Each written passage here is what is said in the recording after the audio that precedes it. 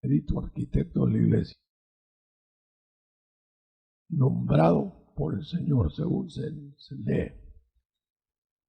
¿Qué objetivo tendría si el Señor había delineado borrosamente, por razones específicas, la iglesia? ¿Por qué el Señor no dio instrucciones directas a la iglesia? ¿Por qué el Señor dejó que la iglesia fuera instruida por los delegados de Él, envueltos en el Espíritu Santo? Es una cosa que me llama mucho la atención. Porque hubiera sido, ¿cómo miraría usted? ¿Cómo miraría yo? Le ponemos un poquito más. ¿Cómo miraría yo si las instrucciones de la iglesia hubieran sido de labios de Jesús? ¿Lo miraría diferente? Posiblemente. Pero no hay diferencia. Porque el Dios Jesús y el Dios Espíritu Santo dando instrucciones es lo mismo. Entonces ya no importa para la iglesia quién está dando las instrucciones, el Padre, el Hijo o el Espíritu Santo, porque es lo mismo. Ahora, quiere decir que las epístolas, fíjense bien esto, hermano, esto es una cosa que me estaban dando a mi conciencia, no son para el mundo. Si nosotros pudiéramos leer que las epístolas encabezan, aunque tácitamente algunas y otras literalmente, para los santos, para los convertidos, para el pueblo de Dios, o sea, para el tiempo presente, la iglesia. Por eso traigo el tema primero, quizá el más importante, por ser primero, o primero por ser el más importante, es la justificación. La salvación del hombre, justificándolo. Entonces, eso es un tema que no tiene que ver solo con la iglesia, ni solo con Israel. Porque hay gente que cree que uno se justifica cumpliendo la ley.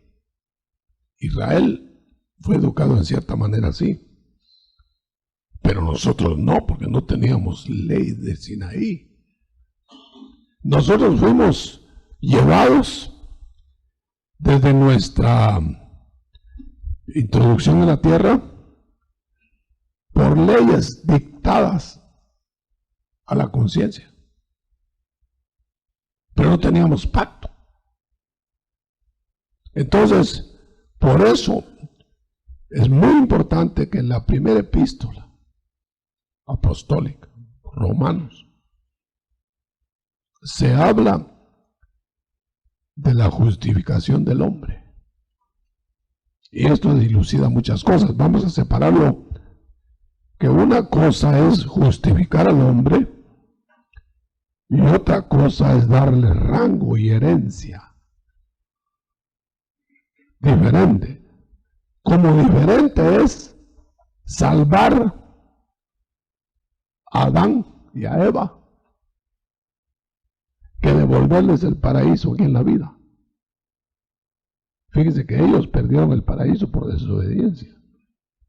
Pero al obedecer, reactivándose con Dios, no les devolvieron el paraíso. Eso era otra cosa, diferente. Nosotros la mezclamos. Como que la salvación se pierde con todo el paraíso con toda salvación. No. El hijo pródigo es hijo posilguero. pero hijo. En la casa, hijo entero. Lo que perdió fue el rango en su filiación y lo recuperó. Todo esto lo digo porque el capítulo 4 de Romanos es clave. ¿Cómo se justifica el hombre? Bueno, definamos primero qué es justificarse.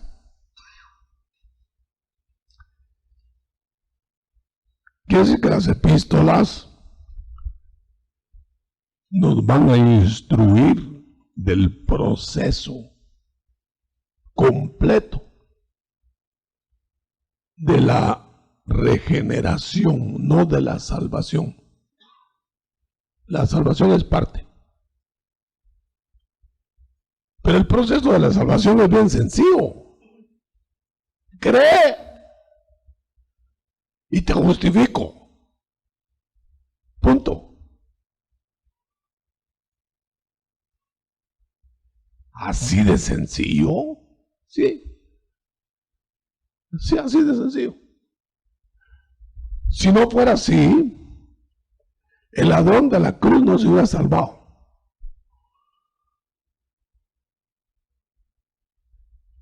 Creyó, no le dio tiempo de crecer, no le dio tiempo de discernir las doctrinas, no le dio tiempo de entender los misterios del reino, nada. ¿Creíste? Hoy estarás conmigo en el paraíso. Salvación.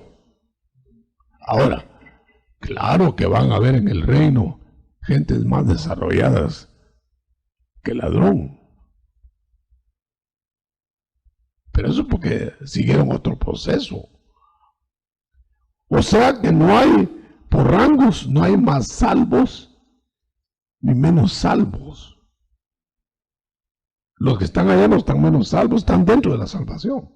Los que están en el centro no están más salvos, están dentro de la salvación, pero no están en el mismo rango. Quizá la proximidad al Señor va a dar los rangos, la capacidad de acercarnos en el reino. Posiciones de distancia. Bueno. A Pablo, que es el perito arquitecto, porque estos detalles no los dio Cristo. Jesús no los dio. Sembró la semilla y explicó Pablo en este caso. Vamos a ver la justificación, capítulo 4 de Romanos. Miren, en primer lugar, dijo Pablo, los que han leído Romanos, todo hombre, capítulo 1 y 2, todo hombre está perdido, sea judío o sea gentil, todos destituidos de la gloria, todos. Es decir, que no hay excepción. Algunos quieren hacer excepciones. Hacen excepción de una mujer que fue preservada sin pecado original y esto y el otro. Entonces ya habría excepción. Todos pecamos y fuimos destituidos de la gloria de Dios. Ahora, una cosa. Si fuimos destituidos, ¿en qué estuvimos instituidos? ¿Y cuándo? Porque nadie puede ser destituido de donde nunca ha estado. Bueno, entonces podemos decir, todos nacimos a la vida original instituidos para ser de la gloria, para estar en la gloria, para ser hijos, diseñados para ser hijos fieles, para ser hijos idóneos. Que Dios haya dejado libertad a las criaturas para que ellos definieran su posición, esa es otra cosa. No nos metamos ahí, hermano. ¿Por qué dejó libre albedrío? Déjelo ahí. El libre albedrío brilla en toda la Biblia. El hombre determina ante Dios voluntariamente su destino, libre albedrío. Libre albedrío. Por eso es ridículo que nosotros forcemos a la gente a que crea, ya no digamos como nosotros creemos, que crea la verdad. Ni Dios obliga. Ni Dios obliga. Él quiere santos que anden por la calle y no se contaminen. No santos en vitrina. Ser santo en vitrina debe ser fácil, sobre todo si no se puede uno ni mover.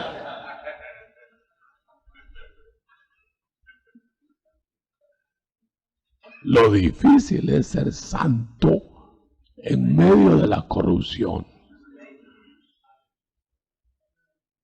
Por eso dice la Biblia que la luz brilla en las tinieblas. Ahora, no nos hagamos tan santurones, porque dice que la luz que nosotros tenemos parecen tinieblas. No estamos tan despejados que digamos. Entonces la justificación se va a ver algún día. No depende del hombre. Me parece que me aparté un poquito del tema, pero note, en el capítulo 4, Dios hizo una operación gráfica maravillosa, hermano, asombrosa, que es, hasta se me olvidó el reloj, que es justificar al pecador como ejemplo, a un pecador como ejemplo de todos los pecadores. Y de ese pecador pagano, adorador de saber qué, le dio dos simientes: la simiente hebrea y la simiente gentil. Ya sabe usted de quién estoy hablando. Pero este Abraham fue justificado antes de tener filiación de nación.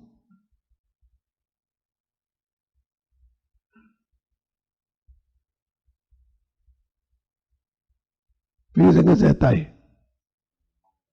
Cuando no era hebreo. Yo siempre me preguntaba, ¿y por qué haría Dios eso con Abraham antes de que fuera hebreo? Porque los judíos se arrogan el derecho de que solo ellos. Entonces les dio una quiebra al Señor diciendo, bueno, Abraham, ven acá, tú no eres de ninguna parte, ni tierra tienes, andas errante, bueno, ven, eres de Ur, pero gentil como todos. Entonces sal de ahí porque yo te voy a hacer ejemplo, padre, de la fe de judíos y de gentiles. Quiere decir que el padre de la fe, Abraham, es el modelo para hoy en nosotros. Como él se salvó ladrón. Como él se salva cualquiera, de cualquier tiempo. Analicémoslo. Porque muchos alegan que la salvación es producto de ¿cómo se llama? De cumplir la ley, de méritos, de buenas obras. Y eso no es cierto. Porque precisamente el Señor instituyó que la justificación sería gratuita. ¿Qué mérito vio en Abraham, hermano? Bueno, yo no sé cómo era Abraham antes de Ur, pero yo creo que no vio nada bueno. Apártate, sal de ahí. Bueno, ¿qué iba a hacer Dios con él como modelo? Porque por eso lo estamos viendo. Te voy a justificar. Bueno, ¿qué es justificación? Te voy a declarar justo aunque eres pecador. No para seguir pecando. Porque por eso suena así como le decían a Pablo, ¿verdad? Tú estás dando esta gracia porque quieres seguir pecando. No, digo. Es que el que le dan esta gracia ya no puede seguir pecando. Porque ya tiene producto de otra simiente adentro. Bueno, ya no sé por dónde irme, pero mire esto.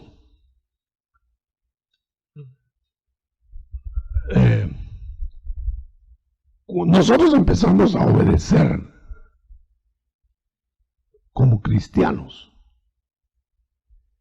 el día que nos convertimos. Se supone. Pero ¿qué vamos a obedecer de ese día, esas 24 horas? Si no sabemos nada del Señor. Y aunque supiéramos, no estamos instruidos cómo. Empezamos a obedecer de ahí para adelante. La figura antiguo testamentaria es, en el mes que ustedes salieron de Egipto, Israel, es el primer mes de ustedes. Ahí empezó la vida. Nosotros empezamos enero, febrero, marzo. Ellos empezaban, creo que septiembre, ¿no? Marzo, bueno, cualquier mes. Cuando hayan empezado, cuando salieron, ese es el primer mes. O sea, en Cristo se cuenta un nuevo calendario. Lo que usted hizo antes, abril. Sí. No andan lejos de semanas santeros. Bueno, entonces, bueno, no me aparten. Bueno, entonces, ya me perdí por el chiste.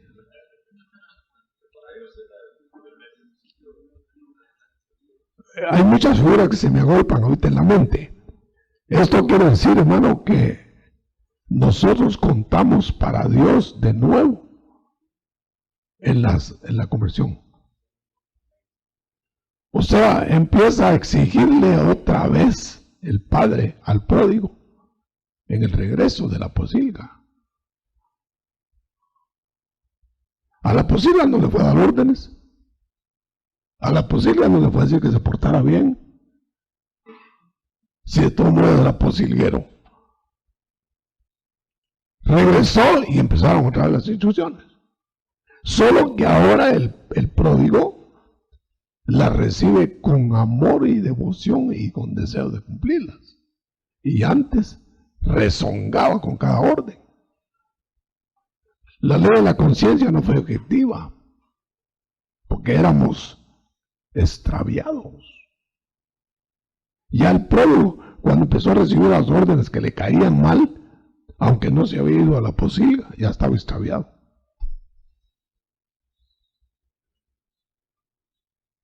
Por eso dice Proverbios, el corazón que no es recto se tuerce. Hay algo que descontrola primero el eje y después fácil la caída externa. ¿Verdad? Nadie cae instantáneamente, va cayendo, cae por dentro primero. Y después fácil, el azotón. Quiere decir que se sufre un proceso interno para caer o para levantarse, antes de caer o levantarse. Bueno, pero eso es otra cosa. Por favor, miremos. ¿Qué es justificación? Un favor inmerecido. Si yo hago méritos, exijo y pido que me salven.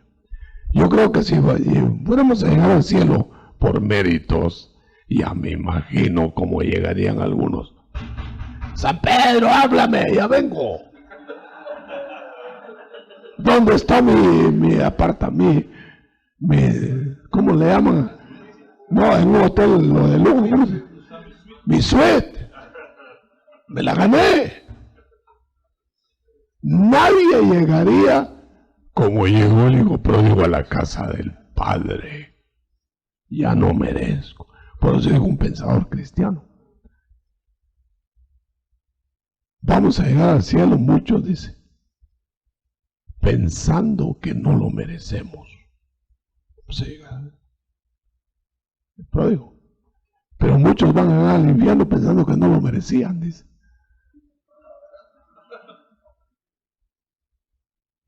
Claro, nadie va a ir reclamando en el infierno su lugar. Y yo aquí, diría en ese caso, ¿eh?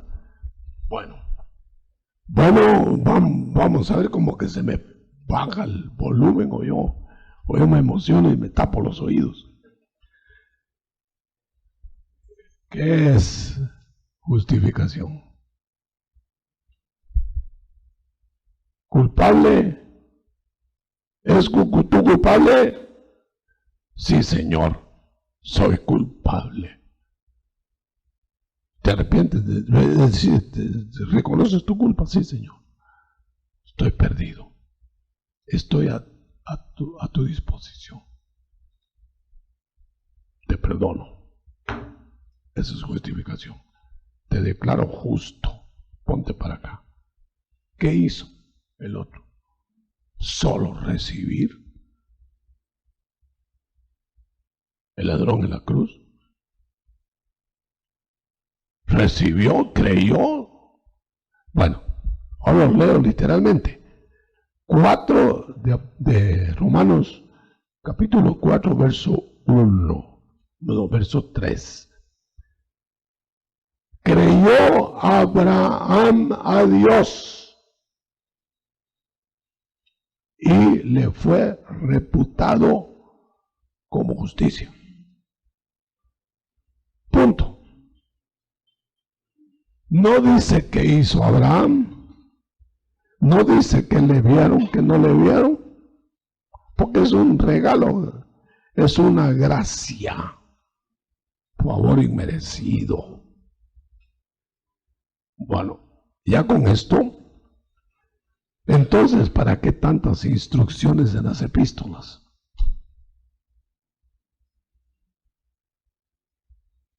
Si somos salvos, si no hay problema. Eso le achacaban a Pablo. Pablo es el predicador por excelencia de la gracia. Le achacaban, Pablo, nosotros los judíos nos reventamos como tú te reventaste, cumpliendo un montón de leyes, y ahora les da libertad a los gentiles para que pequen como les dé la gana y están salvos de todos modos. ¿Qué se parece al evangelio del ese?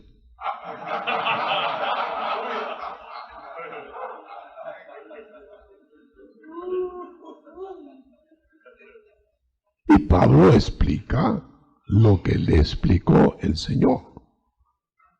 No se limpia la marrana porque se enloda, se limpia la oveja.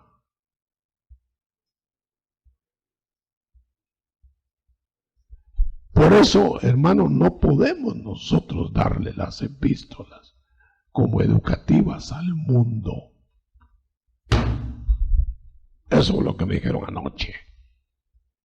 No demos al mundo las perlas para que las destrocen pisoteándolas. Ellos no saben de esto. Ellos no saben cómo vestirse, cómo no vestirse, no saben nada, cómo casarse, cómo descasarse. Eso no lo saben. Además están de esclavos del que los domina. El que los domina es el diablo. Entonces, aplicarle a uno del mundo lo que le aplicamos a uno dentro de las epístolas es ridículo.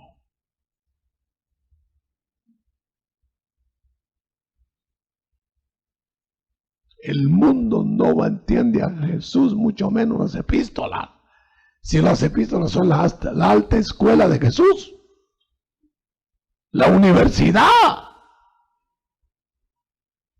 Jesús fue párvulos, porque no lo digeríamos todavía. Y digo, yo solamente tengo mucho, dijo, por no decir tengo todo, pero se los voy a dar una parte ahora, poquita, y después les voy a dar el resto. ¿Cómo? ¿Por los apóstoles? ¿Por los escritores del Nuevo Testamento?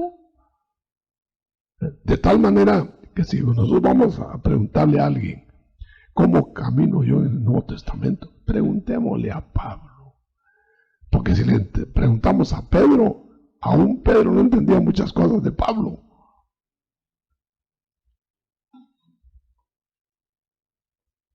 Entonces nos estamos volviendo paulinos. ¿Pero por qué? Porque él es el constructor de la gentilidad. Con razón, Pedro no entendía muchas cosas de Pablo, si lo dedicaron a los judíos, a Pedro, y a Pablo a nosotros. Bueno, entonces lo que hacía Pablo, hagámoslo sin pena. Lo que decía Pablo, repitámoslo sin pena. Nosotros, porque nos fue dedicado a nosotros. Bueno, en el capítulo 4, si le fue reputado a Abraham como justicia el creer, entonces el creer sustituye al hacer para ser salvo.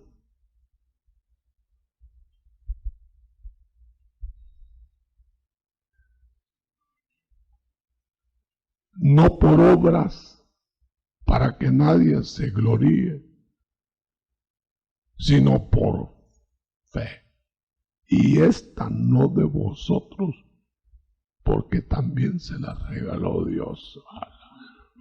Nos dejaron sin nada. Nada más que una cosa: creerle o negarnos a creerle voluntariamente. Bueno,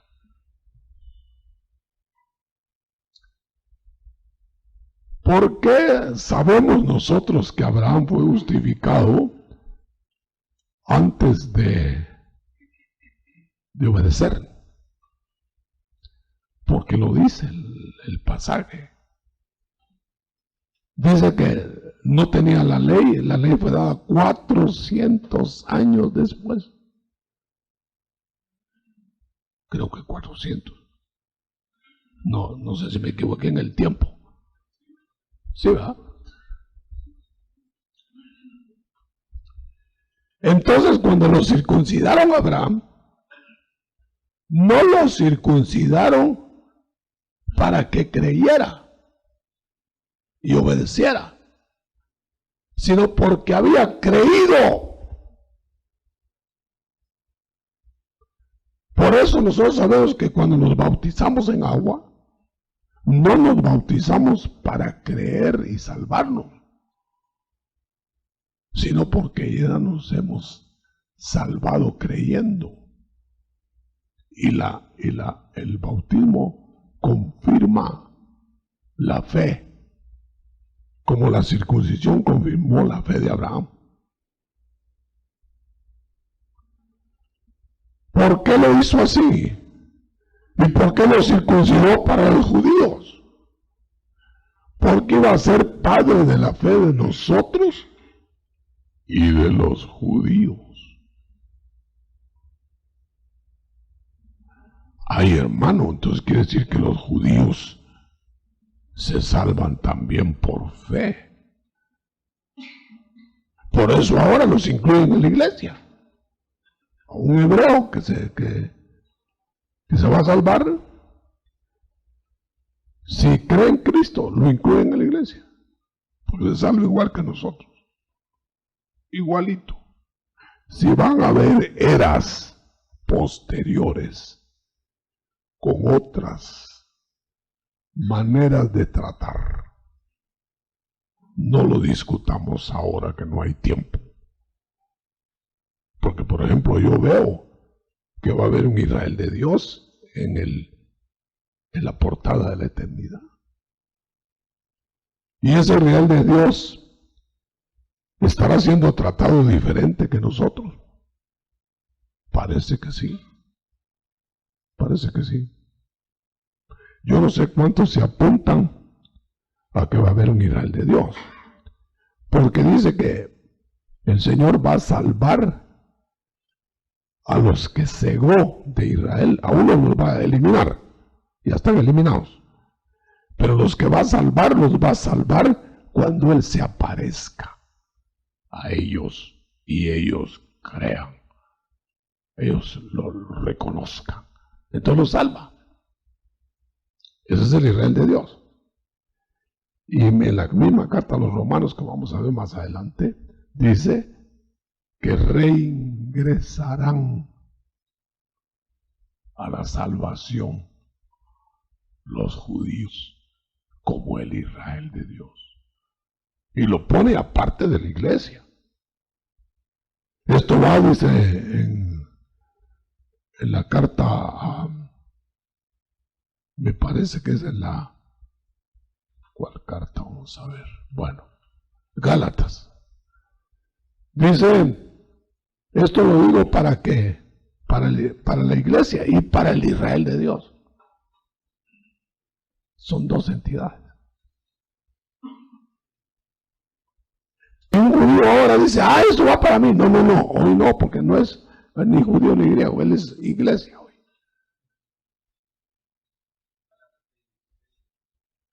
¿Quieren leerlo, por favor?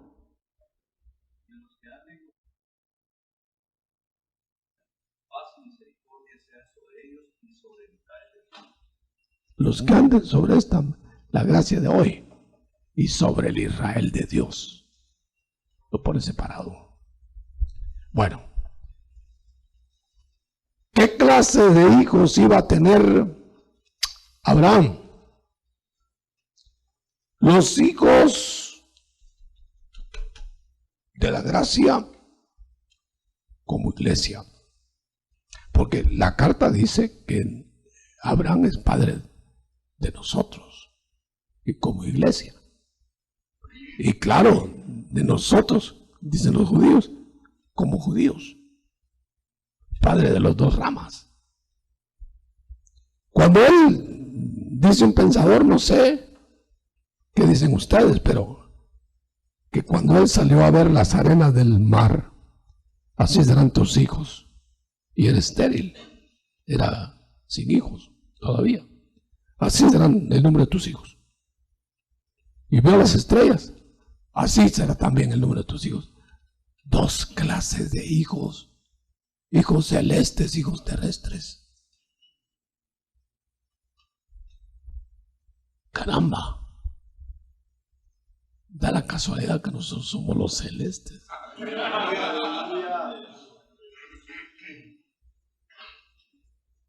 Ahora, para el Israel de hoy en la iglesia son las epístolas. Si hubiera un judío aquí, para él va. Pero más para nosotros los gentiles son como iglesia. No le puedes decir a un, vamos a decirlo claro, hermano, no le vas a decir a un pagano del mundo, no adultere, no sea malo, no adultere, no sea adúltero. Te pega un pescozón si no andas con cuidado. Porque esa es su naturaleza de él. Pero le puedes decir a uno de la iglesia, no haga eso. Porque lo puede hacer. No lo debe hacer, pero lo puede hacer. Bueno, No le vas a decir a una mujer, no sea así, no sea llamativa, no sea casquivana, no sea. Te vas con ella.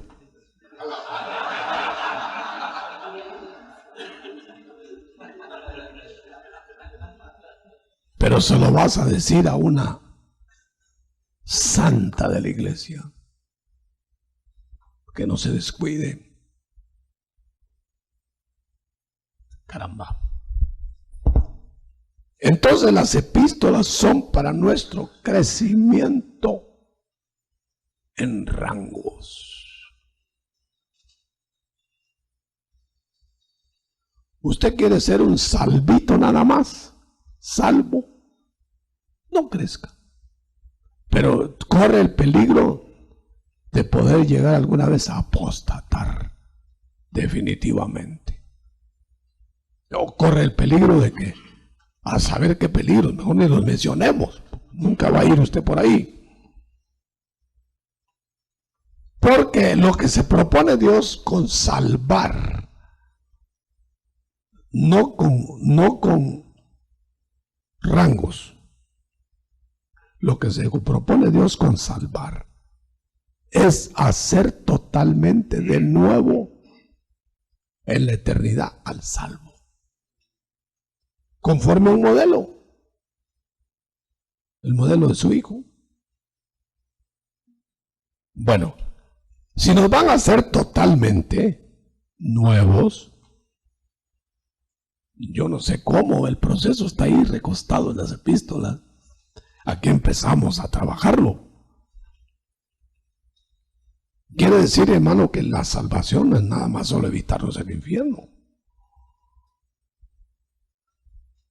Es primordialmente evitarnos el infierno, la muerte eterna.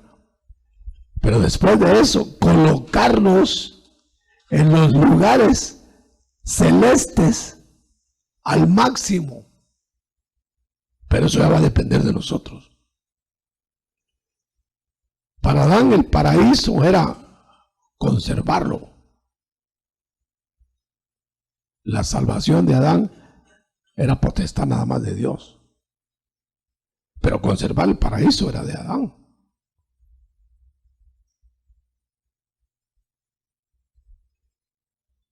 Por eso entiendo yo ahora. Mira que ninguno tome tu corona. Porque puedes perder ese rango. Porque eso no depende de Dios, depende de ti. Lo que depende de Dios es salvarte.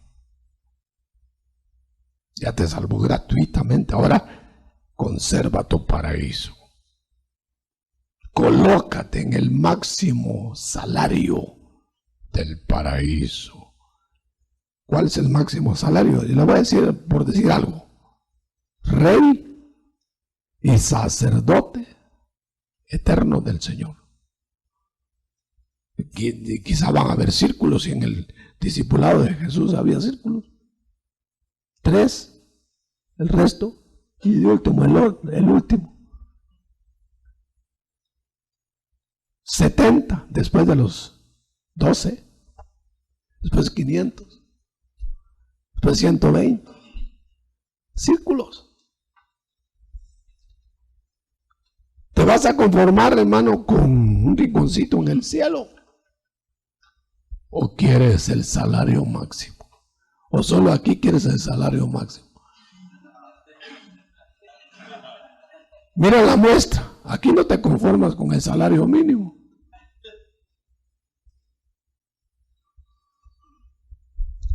Bueno, entonces si Abraham se hubiera salvado por méritos, tendría de qué gloriarse.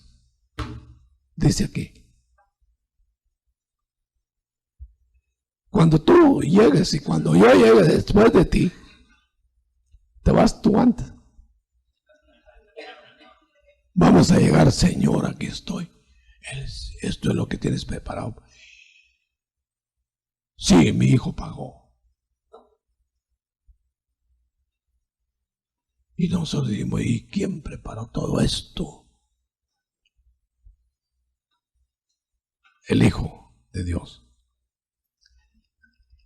Y nos vamos a sentir honrados en cualquier lugar que nos pongan. Pero no van a estar todos en el mismo sitio. Pero hay algo más. Hay 3 herencias. La herencia terrenal, la herencia del Padre que no se agota y la herencia celestial. Describámosla. Herencia terrenal. Te dejaron una vida a vivir en la tierra. Y yo vine para que tengan vida y que la tengan, ¿qué dijo Cristo? En abundancia. Esa es la vida, la herencia de la tierra. Como el pródigo, yo vine para darte casa, hijo, dijo el padre, y aquí lo tienes todo. Pero cuando se fue a la posilga, lo perdió todo. De la herencia que le dieron. La terrena. Pero el padre no se quedó pobre por haberle dado la herencia al hijo. Tenía todavía. Por eso le dijo al hijo que ahí estaba otra vez. Por eso el hermano del pródigo le dijo al padre, padre, ahora viene a arrancarle más plata a mi hermano para seguir pecando. Porque usted le está dando de lo de usted, lo suyo. Sí. Porque es mío, yo lo doy, ¿no? Esa es la herencia del Padre que tiene reservada para los gastones.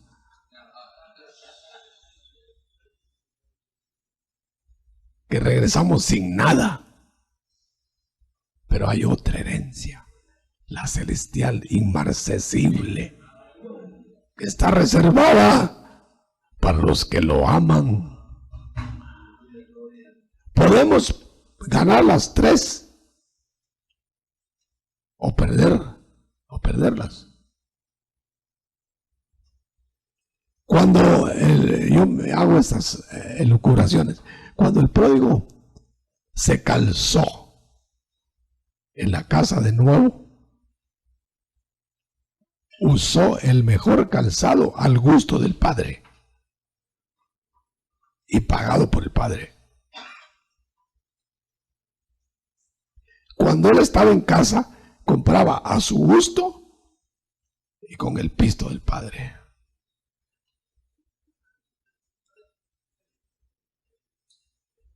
Pero oiga, hermano, cuando le digo al hermano, todo lo mío es tuyo y tú no lo tomas, esa es la herencia eterna. Ahora vamos a poder tomar de todo. Quiere decir que hay algunos que van a tener la herencia eterna, que van a tener participación en lo que el Padre da, pero perdieron la herencia terrenal por desobedecer. De ahí tenemos cristianos flacos, gordos y obesos.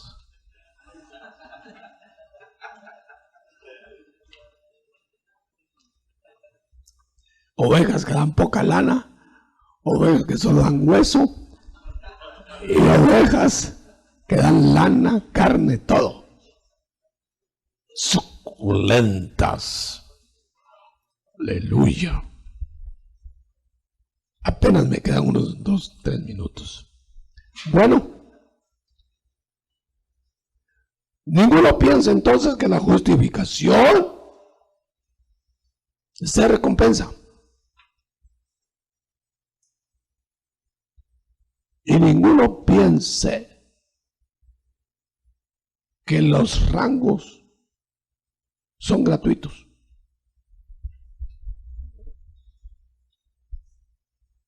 Fíjense lo que dije. Ninguno piense que la justificación es ¿qué? Recompensa. ¿Recompensa de qué? Pero los rangos los tienes que comprar con obras, con hechos. Eso es lo que dice el capítulo 4. Cómame a pregunta si quiere, pero tengo cómo defenderme.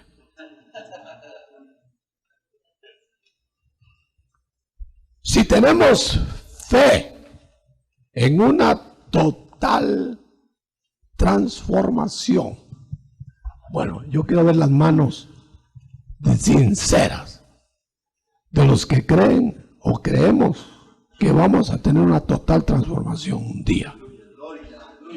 Total. Nos iban a dar nuevo espíritu, nueva alma, nuevo cuerpo.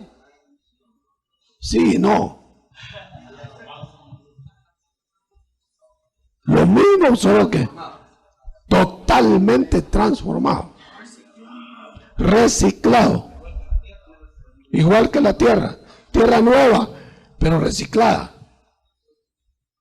igual que el cuerpo de la carroña o del polvo, cuerpo, no otro cuerpo, de ese, un cuerpo reciclado. Levanten la mano los que creemos que vamos a tener una total transformación. Muy bien. Entonces, la salvación es lo más importante. Lo demás lo agrega Dios. Fíjense bien.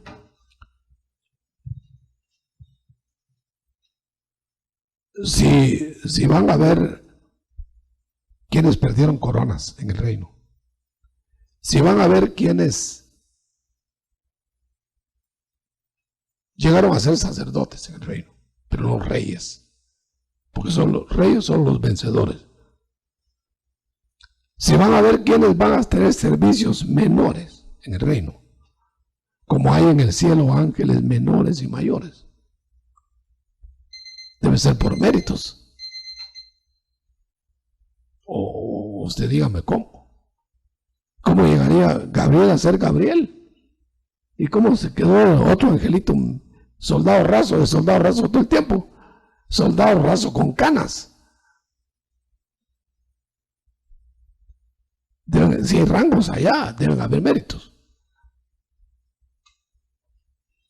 Pero no se puede crecer en gracia, sino en la gracia. No se puede crecer como que uno hallara la salvación, como que uno de inteligente y de listo la encontró y la apropió. No se equivoque.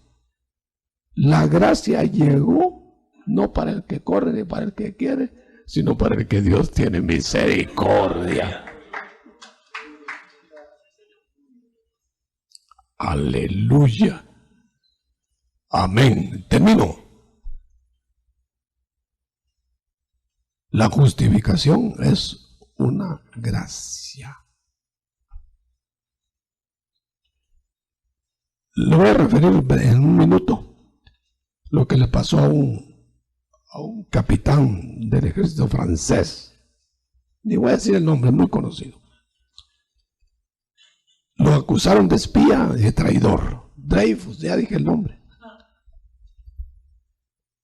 Y lo condenaron en las cortes francesas. Debe ser llevado a la isla no sé dónde, de por vida. Y era inocente. Entonces le dijeron, mire, lo indultó el presidente. Recibe el indulto. Le llevaron el papel. No. ¿No recibe el indulto? No. Porque yo, al recibirlo, me quedo aquí en Francia. Culpable. Aquí en Francia sería el traidor, perdonado. Allá donde me van a mandar, el inocente condenado. Me voy para la isla, se fue.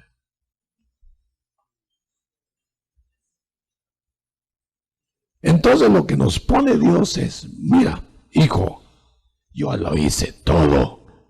Mi hijo pagó todo lo tuyo. Mira, tu cuenta está saldada. ¿La quieres? ¿La recibes o no? ¿Cómo va a ser tan fácil? No, no, yo no quiero nada. Pues al infierno, a la isla.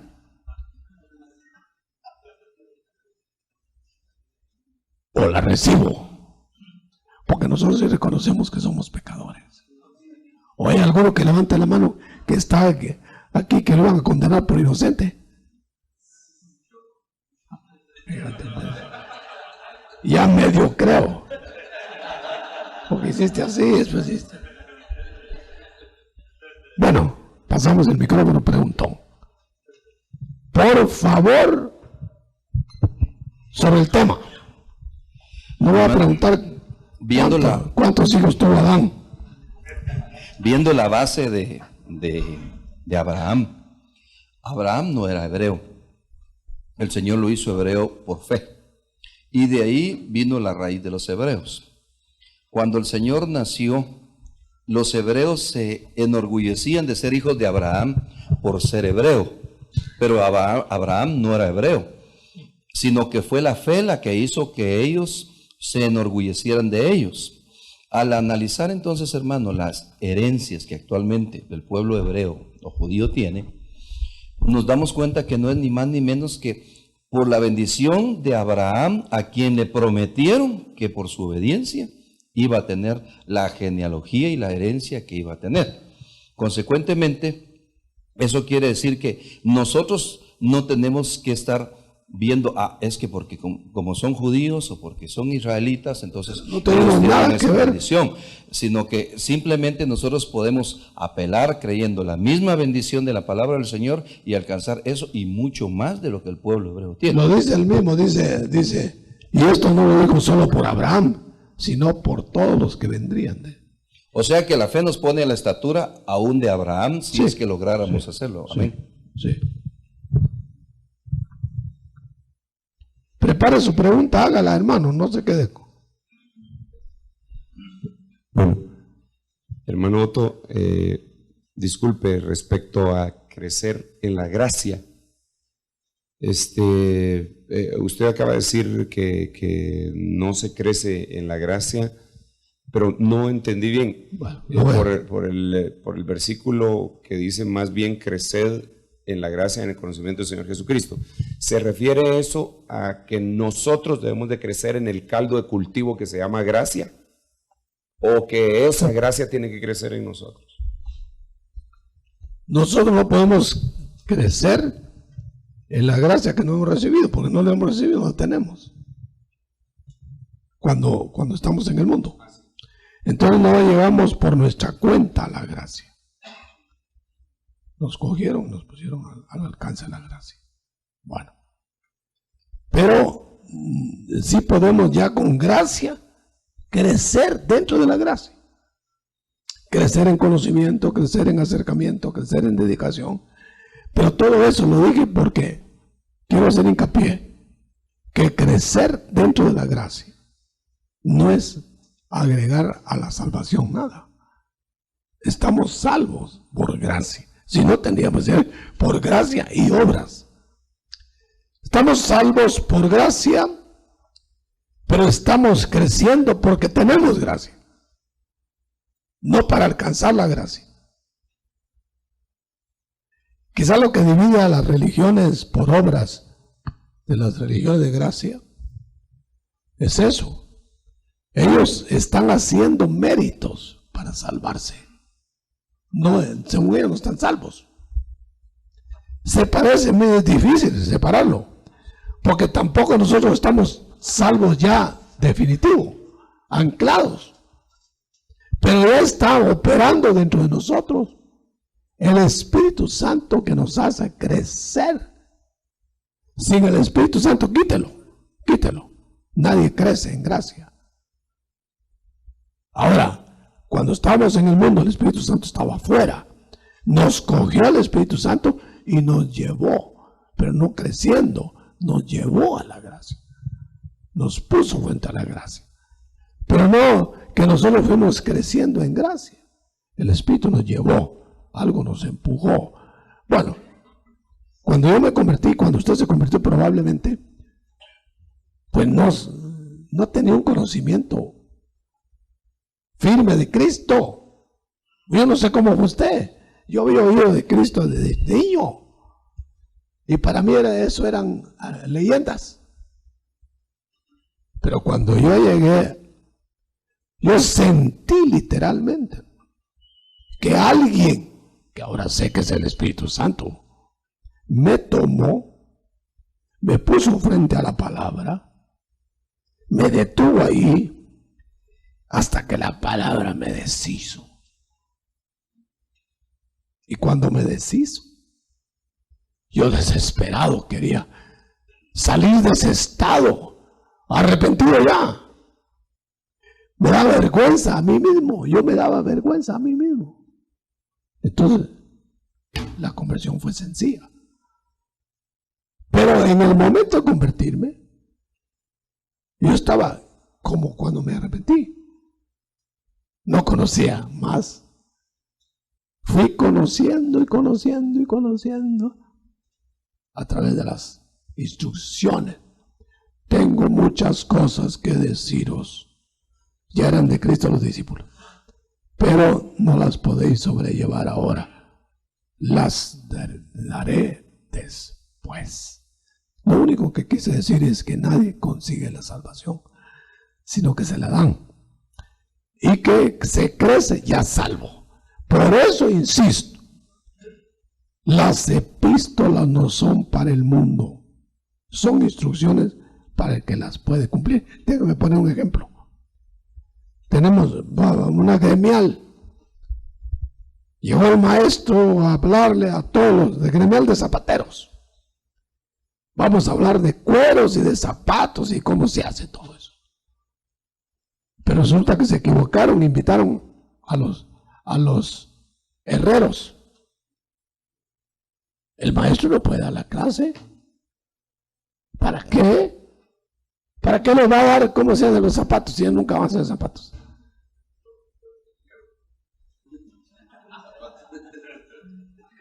Entonces, cuando nosotros estamos queriendo explicarle al mundo la profundidad de las epístolas, estamos haciendo que un ciego entienda lo que le estamos describiendo, pero no lo mira. Ahora, ¿por qué no tiene parámetros? Por ejemplo, no, ya lo aplica otra vez. No podemos, yo lo reto a cualquiera de ustedes, que a un ciego de nacimiento le describa los 7 colores del arco iris. Porque un ciego que había visto antes, claro, se acuerda. Pero un ciego de nacimiento, ¿cómo le dice usted? Bueno, descríbale el verde. Mira, el verde, tan fácil, hombre, mira, es verde, ¿eh?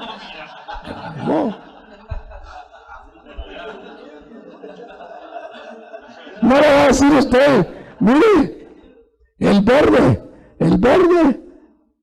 es como las hojas de los árboles. El verde es como la grama, no tiene un punto comparativo. Pero la gracia hace que tú de repente abres los ojos, ya no le describas. Mire, ahí está el verde, mire. Es el verde. ¿Sabe qué color es? Fácil. Yo me quedo estupefacto cuando veo que queremos nosotros que los tiernos en la fe miren lo que nosotros miramos y les exigimos demasiado. A lo mejor nosotros cuando éramos como de la edad de ellos mirábamos menos. Debemos de ir al paso de los niños. Entonces, bueno, todo salió porque es muy tenue la frontera. Pero definitivamente el que pregone que se salva el hombre por lo que hace, está en otra religión. Por favor, que conserve el paraíso por obedecer está en la nuestra. Pero que conserve la salvación por obedecer, porque Él sea el autor por méritos de ser salvo, está en otra religión. La obediencia alcanza méritos, lo que digo, rangos, pero no alcanza el reino eterno. Otra pregunta. Doctor, buenos días. Ya me respondió casi porque se extendió. Y mi pregunta era, iba a eso, ¿qué complicancias tiene una persona que evangeliza y trata de soltar, como ustedes antes manifestaban, que no debemos soltar perlas a quien que no conoce? Y ya él estaba respondiendo, pero en cuanto a qué implicancia tendría a una persona, a un cristiano que se dedica a evangelizar y comienza a hacer eso, ¿qué consecuencias tendría para su vida? Dios nos demandará eso, me imagino. Aquellos que predican y comienzan a hacer, porque lo he visto, y como yo evangelizo y me muevo por muchos lados, he visto eso. ¿Qué tal que yo, evangelista, explicara los dones de hablar en lenguas y interpretación de lenguas? No se convierte ni el predicador. Yo creo que cada cosa tiene su lugar. Educar a la iglesia convertida, porque la iglesia es de convertidos, es la función de las epístolas. Para el mundo, ¿usted cree que algún inconverso hubiera aguantado esta plática? Con que ya están muchos con ganas de irse.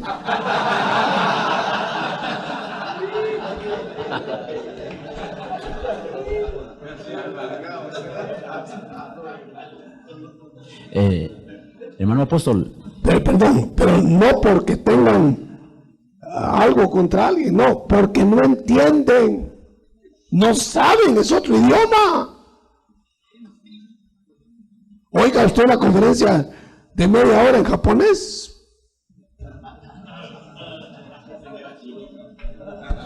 Se queda chino, dice el hermano.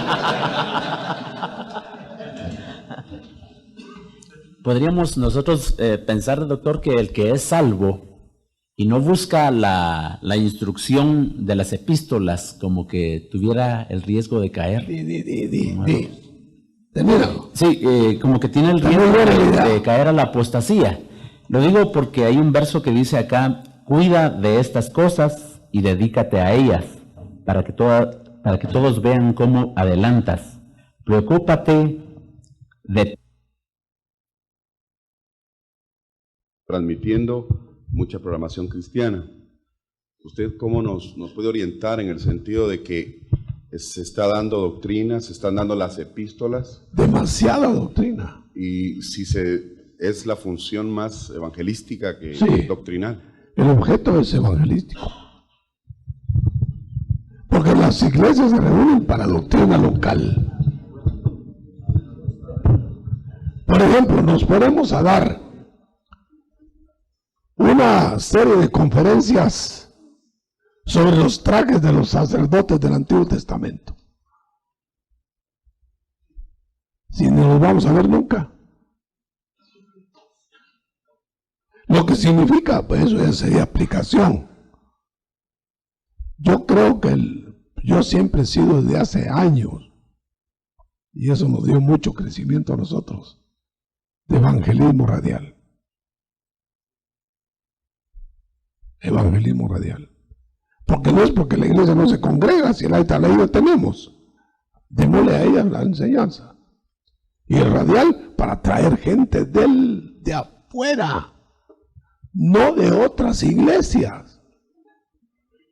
No echemos la red de barco a barco, porque entonces se vuelve competencia. Yo he sabido de que algunos casos, ya un poco frecuentes, de que inmediatamente le dan ocupación al que llegó solo a oír una conferencia, para que se quede ahí. Pero dejemos esa competencia, porque siempre el Señor da más. que la gente debe crecer donde le toca crecer. Si no, los pastores van a quejarse que la población está migrando y felices en otros lados. Yo creo que el objetivo de la radio es expandir el reino, porque de la enseñanza interna de la iglesia poco van a entender. Esa es mi opinión. No sé qué más. Otra pregunta respecto. Hermano apóstol, Dios le bendiga. Bueno, eso sí es cierto, lo de las epístolas, pues. Con relación a lo que mencionaba en cuanto a que las epístolas son la alta escuela de Jesús, reflexionaba sobre el hecho de que él mismo le dijo, hay cosas que ahora no podéis sobrellevar. Sobrellevar. Sí, sobrellevar. Y ellos ya eran de su cuerpo, prácticamente. En ese caso sí. En este sentido, si lo trasladamos al tiempo actual de la iglesia, vemos entonces que tampoco hay cosas que ahora los discípulos pueden sobrellevar. Seguro. Y en este caso mi pregunta es, ¿qué establece, qué condiciones hacen que no puedan sobrellevar la palabra? Bueno, el crecimiento nunca es lo mismo, aunque hagan lo mismo, por inteligencias diferentes. Entonces, por entendimiento diferente, por capacidades diferentes. No va a entender lo mismo el herrero que el camionero. No va a entender lo mismo que el administrador. Bueno, entonces, ¿cuál es la razón de que los colegios se dividen en aulas, en grados? Porque si los juntamos a todos, ¿quién va a dar la lección? ¿El trigonometría para todos? ¿O ABC para todos? No se puede. Entonces, dentro de la iglesia hay crecimientos diferentes. Entonces, coloquémoslos en sus distintos niveles si podemos y darles de acuerdo a su capacidad. Bueno, el Señor lo hizo. Vamos a ver, yo quiero dar experiencias grandes, digo el Señor, fuertes. A ver, Pedro, Juan, Jacobo, los demás se me quedan aquí. ¿Por qué? ¿Por qué? ¿Por qué nunca llevó a Judas a las experiencias máximas? ¿Por qué no llevó a los otros que no eran Juan, Pedro, Juan y Jacobo? Porque el Señor calibraba las capacidades de recepción de cada uno. Ahora, ¿de dónde viene? De la aplicación, de la inteligencia, del desenvolvimiento, de la perseverancia y una serie de cosas. No hay otra respuesta. Hermano apóstol, yo tengo dos preguntas. La primera es con respecto a la justificación por fe. Siempre me ha entrado la duda en cuanto a lo que dice Santiago, de que Abraham fue justificado por las obras y no solamente por la fe. Yo quisiera que me aclarara eso. Y la otra es en cuanto al ladrón en la cruz. Él realmente, usted dice de que uno debe de crecer los rangos a través de la consagración que uno tenga con el Señor, pero el ladrón no tuvo esa oportunidad. Entonces, no tuvo rangos. Entonces, en la primera pregunta de la justificación por la fe. Bueno, la primera pregunta, ¿cuál es? Santiago está pidiendo que los hombres se den cuenta de la fe nuestra. Y Pablo está pidiendo en Romanos que Dios sabe ya la fe nuestra. Entonces, ante Dios no le vamos a hacer obras. Mira, Señor, mira, ¿puedo o no puedo? Ella lo sabe. Ante la gente, si tú solo dices que tienes fe y no actúas de acuerdo a la fe, tampoco te van a creer. Una persona me dijo a mí, ante una pregunta similar, Pablo es el secretario en el cielo y Santiago es el secretario de Dios en la tierra. Entonces él pide que justifiquen su fe ante las gentes. Y el otro dice, no necesita justificarse, Dios lo sabe todo. Esa es la diferencia, no hay contradicción. Martín Lutero era tan abierto a la gracia, pero se fue al extremo, que digo que la carta de Santiago no era inspirada, porque decía que había que hacer obras. Pero no había visto ese aspecto. Justificados ante los hombres y justificados ante Dios. Romanos ante Dios, Santiago ante los hombres. Lo que dice, no fue justificado por las obras nuestro padre Abraham cuando ofrecía a su hijo Isaac sobre el altar. ¿Ves que la fe actuaba juntamente? O sea que antecede a la fe actuando antes de las obras. O sea, no fue por las obras, sino la fe hizo que actuara obras. O sea, obras de la fe. Pero de todas maneras, les da la idea en toda la carta a Santiago que pide obras. No, con fe, porque están de acuerdo.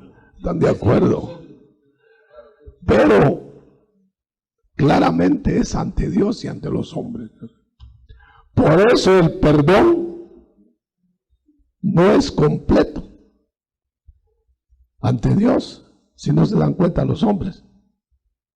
Cuando el hombre sabe de una falta, o cuando la hicieron contra fulano, y le dicen, mire, usted debe arrepentirse y debe pedir perdón. Ya pedí perdón ante Dios, ya estoy arreglado. No, ante Dios y ante el ofendido. Si no, no está completo. He pecado contra el cielo y contra ti, dos niveles. La expresión aquí de nadie llegará al cielo por las obras, pero nadie llegará sin ellas. Sí. Que las obras sean producto de la fe y no las obras sean camino para la fe. Hermano Otto, Dios le bendiga. Gracias.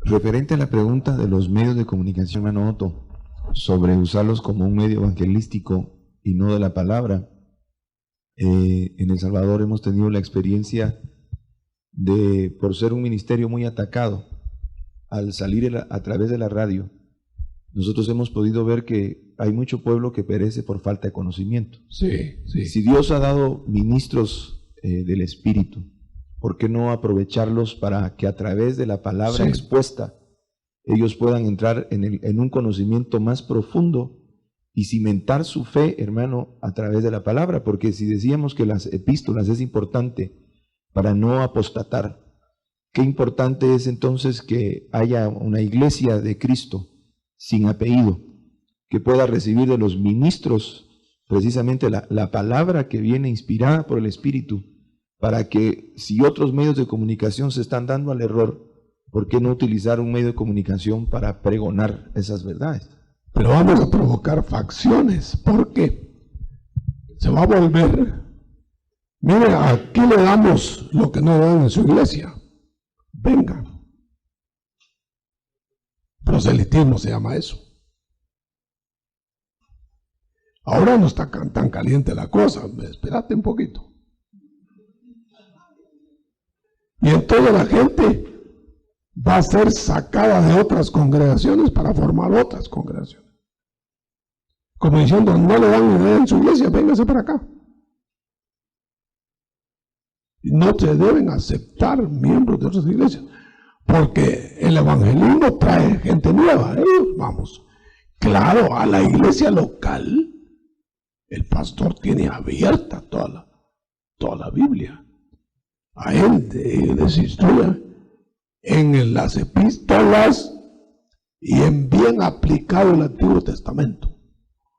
Porque resulta que hay gente que cree que el Antiguo Testamento son las órdenes de última hora. Y por ejemplo,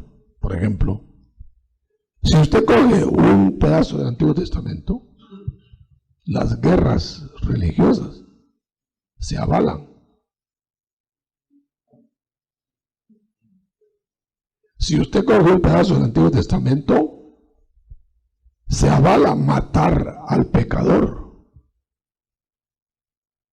sobre todo en adulterio, fornicación. Y eso no se aplica hoy. Entonces, ¿cómo va a ser para explicar? Bien explicado, está bien, pero tenemos la propiedad local para explicarlo, porque si esto es para que crezca el creyente, ¿por qué se lo tiene que comer el incrédulo?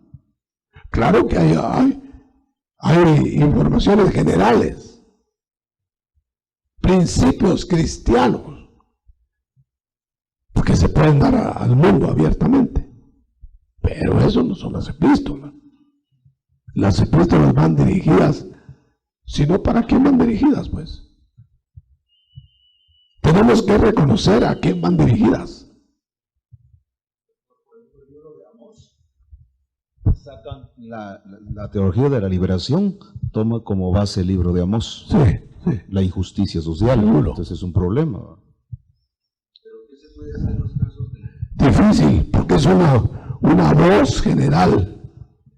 Pero depende para qué se está usando, para proselitar o para educar al pueblo. Pero pongamos que no se está usando para proselitar, pero que la enseñanza hace que otros anhelen estar en ese lugar, hermano, en una congregación. No se debe coartar, pero que no hagan proselitismo. Ah, bueno, eso sí.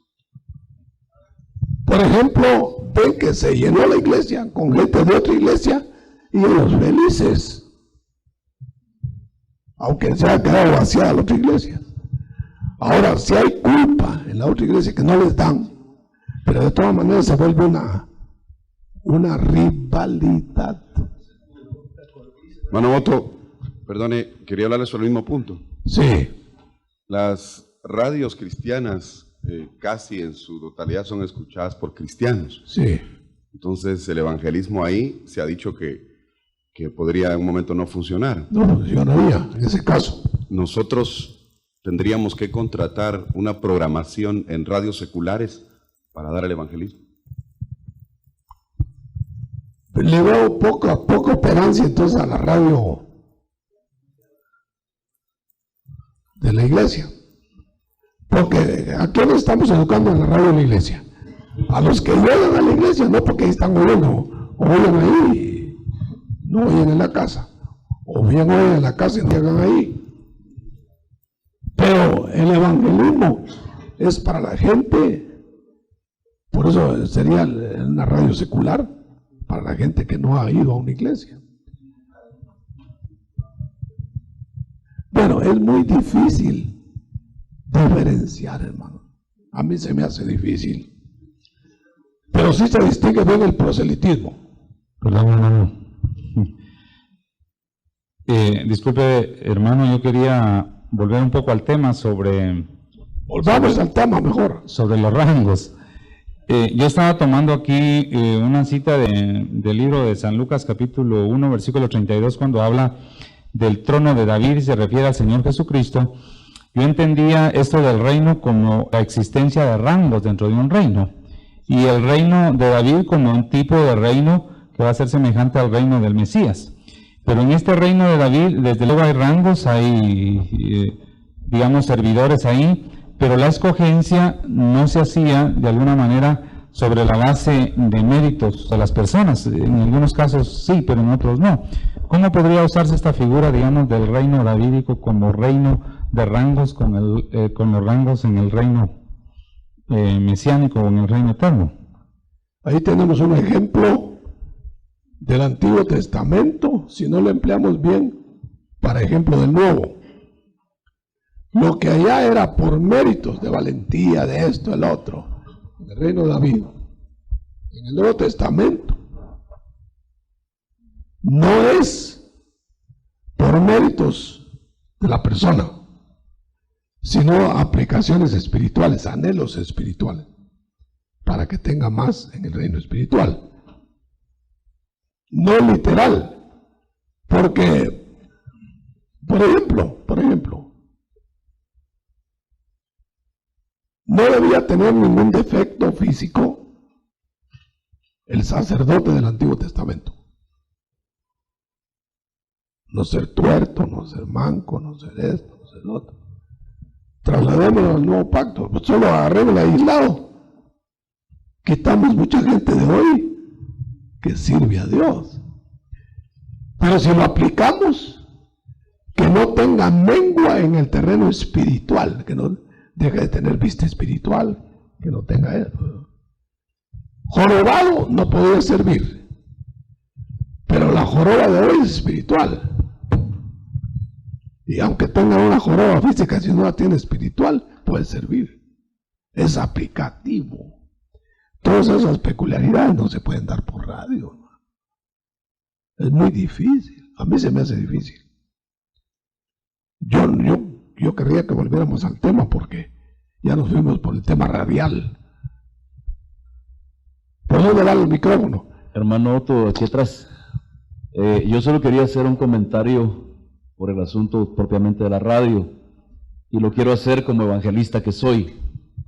Toda la vida he creído que los ministerios son para la edificación del cuerpo de Cristo. Sin embargo, por la falta de confabulación ministerial para edificar al cuerpo, y que cada uno está en su trinchera trabajando y haciendo la obra que Dios lo ha mandado, eso a los que tomamos actitud o estamos en actitud de oveja, nos limita poder recibir bendición a través de los diferentes ministerios que tienen diferentes carismas, diferentes profundidades y diferentes bendiciones. En el aspecto puramente personal, hermano, para mi vida ha sido una bendición la radio, porque ahora tengo la oportunidad, como necesitado de la palabra de Dios, de ser edificado por los diferentes ministerios que están tomando la radio para bendecirnos. Yo creo que debe ser un aspecto evangelístico, pero también un aspecto de edificación, porque hay muchas cosas que nos edifican, aunque no son propiamente la doctrina epistolar, pero hay muchos ministerios que edifican nuestra vida, que nosotros nunca los vamos a oír en nuestras iglesias, porque no van a tener la oportunidad. Y si los oímos alguna vez, pues nos llevan simplemente un mensaje, pero no la enseñanza que estamos recibiendo a través de la radio. Tal vez valdría la pena que se pusiera un parámetro, que haya una combinación de enseñanza que edifica y también evangelismo para el pueblo. Es que se debe trabajar en equipo, que todos los ministerios reconocidos recorran todo el cuerpo de Cristo. Interrelación. Lo que pasa es que ha habido trabajos seccionados. Tal vez eran tiempo necesario, ¿verdad? Pero, por ejemplo, pastores que no invitan a otros pastores. Eso debe desaparecer. Debe haber equipo trabajando en todo. Pero hay que formar el equipo. El problema radica en que cuando se invita de repente a un ministro, se va a lucir el ministro para ver cuántos pescados se lleva. No peces. Entonces, dejemos eso a un lado. Puede que enseñen de repente algo contrario a lo que está enseñando el pastor local. Por eso tiene que haber un escrutamiento de los ministerios para poderlos rotar. Que se tenga la confianza de rotarlos, pero se les manda para allá y dice una cosa y para decir otra. Se llegó al extremo. El hermano que predica aquí no dijo la verdad. Esta es la verdad, mire. Y dejaron al pastor todo. Yo creo que en el asunto radial debe haber una cuota menor de enseñanza y una mayor de evangelismo. Pero sí debe haber enseñanza, porque para eso se predica. Pero vuelvo a recalcar el principio bíblico cuando no había radio. Las epístolas son para el pueblo de Dios. El evangelismo es para los peces. Las epístolas para los pescados. El evangelismo para los peces.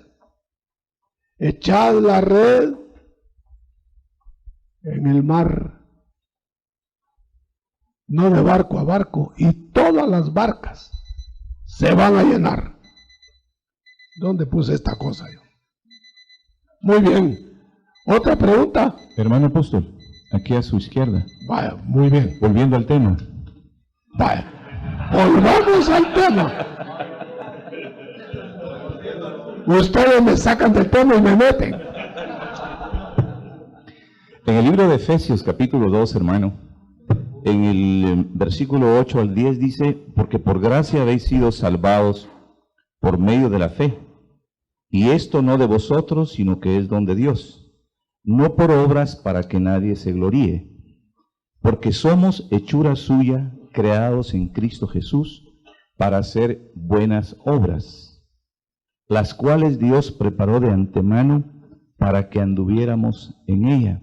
Entonces me llama la atención lo de las obras preparadas de antemano, que son las que nos van a dar los rangos de reyes y sacerdotes, pero dice para que anduviéramos en ellas. ¿Qué podríamos a disposición? Él puso todo el bagaje de obras para que nosotros hiciéramos uso de esas obras cuando ya tuviéramos la fe de Cristo. Es decir, esas obras no las puede hacer un pagano, tiene que ser un cristiano. El pagano no le cuentan, aunque le contaran, se va a ir con todas ellas. ¿Para dónde va? El cristiano sí, porque las tabulan. Ahora, esta pregunta, ¿será que el Espíritu Santo nos va a ir diciendo qué obras hay que hacer? Va empujando. Va. Por ejemplo, miren, lo que pasa es que no estamos todavía hechos a la medida. Por ejemplo, no nos damos cuenta de impulsos del Espíritu, porque no los hemos frecuentado. Fíjense en esto. El Señor lleno del Espíritu, porque a renglón seguido, lleno del Espíritu, fue impelido al desierto, dice Marcos. ¿Quién lo empujó? El Espíritu. Quiere decir que antes de ese empujón al desierto, no lo iba a empujar al desierto el Espíritu. Entonces ya está la guianza. Ahora, lo que pasa es que no nos damos cuenta de eso. Haber sentido la necesidad del Señor de ir a la samaritana, impelido por el Espíritu. Ahora, lo que pasa es que nosotros perdemos la sensibilidad. Y yo ya les conté de aquel, parece chiste, pero es verdad, mano. Un niño en un carro chiquito, lo llevaba el papá. Y pasaron por una gasolinera y llenaron de gasolina y no tenían necesidad el chiquitito de ir al baño. Y arrancaron y se fueron. Ya cuando habían caminado no sé cuánto, el niño, tengo beat, ¿cómo es el beat, verdad? Beat. Y por poco lo mata, papá. Y yo te dije, no quería hacer el baño ahí. Nos salimos, tenemos que regresar. Beat. Regresaron a la gasolina. Cuando regresaron, mientras el niño estaba haciendo beat, fíjense bien, un hombre estaba parado junto a la bomba de gasolina que se iba a matar. El evangelista ese, que fue un evangelista, fue llamado por el beat del niño a regresar a la gasolinera y hablarle a ese hombre. Pero no nos damos cuenta que muchas exigencias son del Espíritu. Las atribuimos a nuestro deseo, a esto, al otro, porque no tenemos ejercitados los sentidos espirituales para saber cuándo llama el Señor. Yo he tenido experiencias de eso, hermano, tremendas, que me he quedado asustado, porque digo yo, uy, solo falta que me hablaran, y algunas veces me han hablado.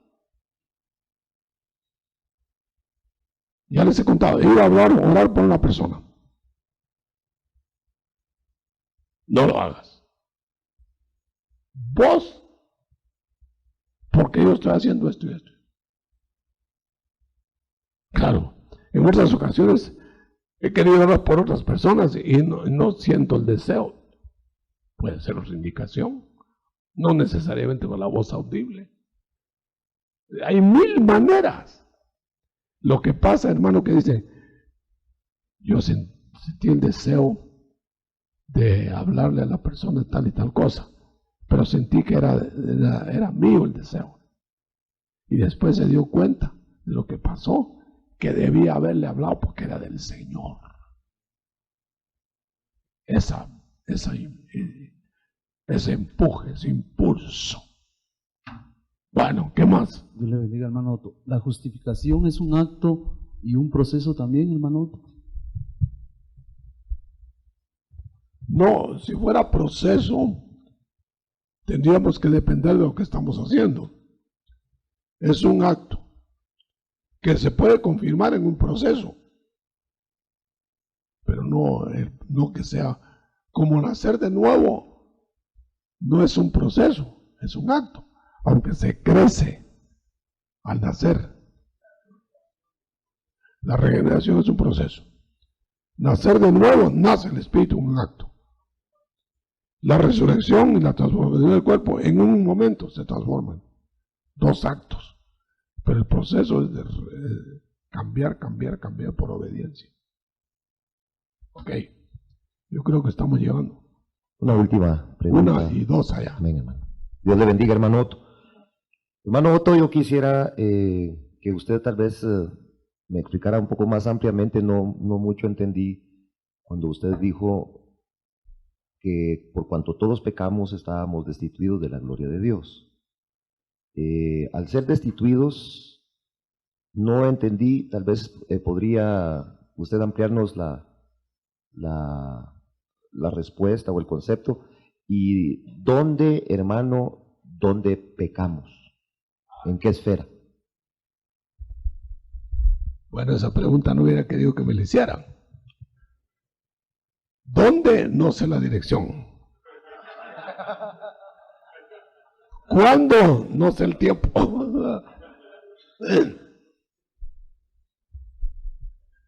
Pero si por lógica, si Dios todo lo hace bueno,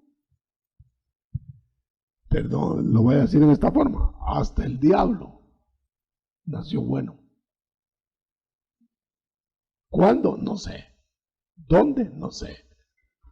Pero si tú ves descarrilado un tren, ahí anda a buscar dónde se salió de los rieles.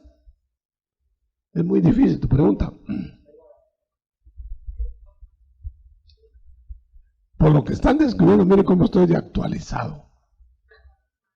Con lo que están descubriendo en Marte, desde el martes.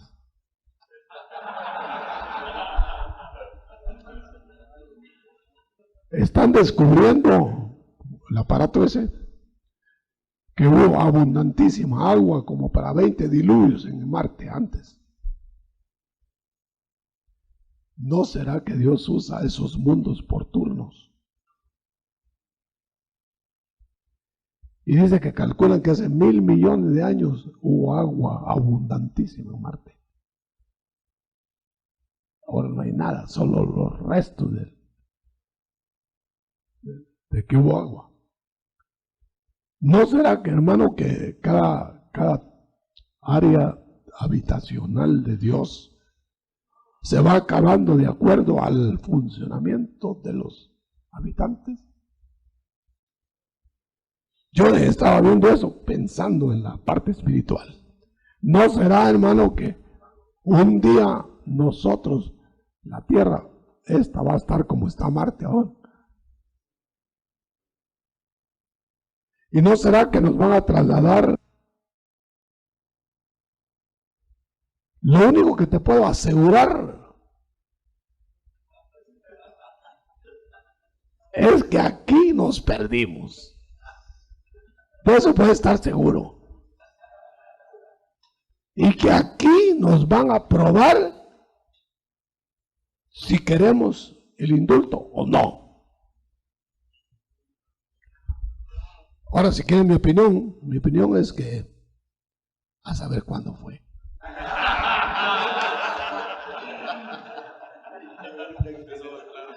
Hermano Otto,